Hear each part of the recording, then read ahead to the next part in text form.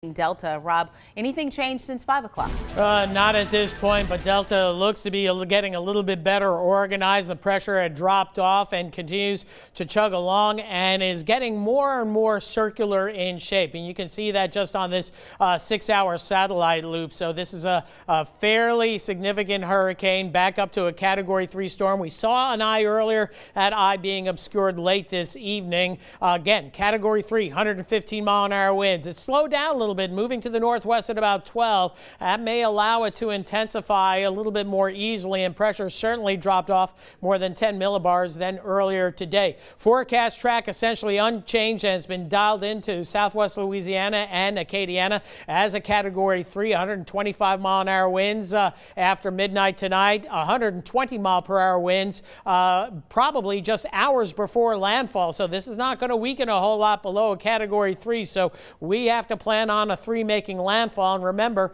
we can be up to 1 category off on landfall intensity 24 hours out. Here's a comparison. This is Hurricane Laura's track, so essentially striking the same spot on Cameron Parish. And again, Laura coming in as a 4. We don't think Delta will be much more than a 3, but it's going to be a larger storm with a bigger wind field. So hurricane warnings all of Acadiana from St. Mary Parish up through Cenla and back into southeastern Texas, including the Beaumont, Port Arthur area. So as we head into tomorrow, this is going to be your only tomorrow graphic that you're going to see tonight. Rain chances gradually ramping up, winds gradually ramping up, and gusts up to 60 to 100. We'll talk more about that and the direct impacts upon Acadiana and look at some of those wind forecasts coming up in just a little bit.